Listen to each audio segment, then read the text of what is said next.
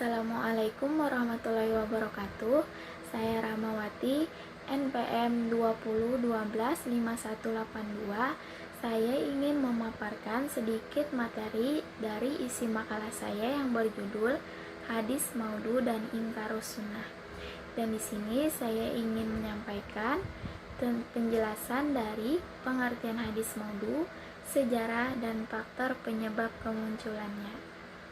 Hadis maudhu secara etimologi merupakan bentuk dari isim maf'ul wada yada'u yang bermakna yang disusun, dusta yang diada-adakan, dan yang dilakukan.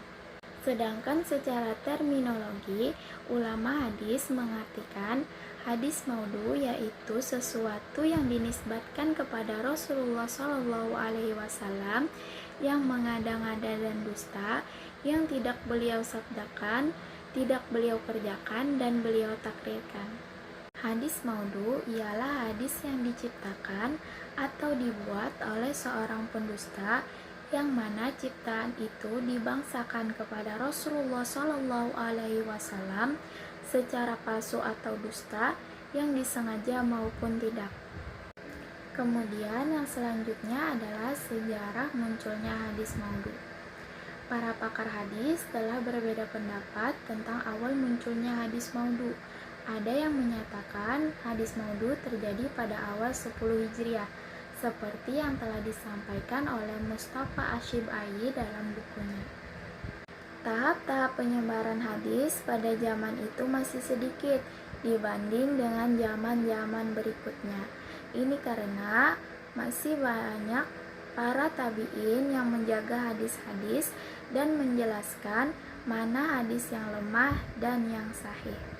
Ini juga karena zaman mereka masih dianggap hampir sama dengan zaman Nabi.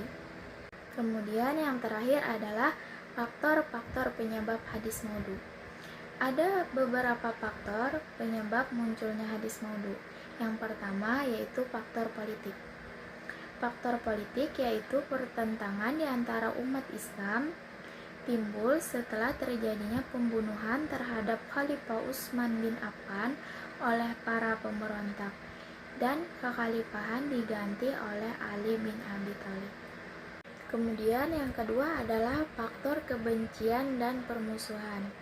Keberhasilan dakwah Islam menyebabkan masuknya pemeluk lain ke dalam Islam. Namun di antara mereka ada yang masih menyimpan dendam dan sakit hati melihat kemajuan Islam. Dan mereka inilah yang kemudian membuat hadis maudhu. Kemudian yang ketiga atau yang terakhir, yaitu faktor kebodohan. Ada beberapa golongan umat Islam yang suka beramal namun kurang memahami agama Islam.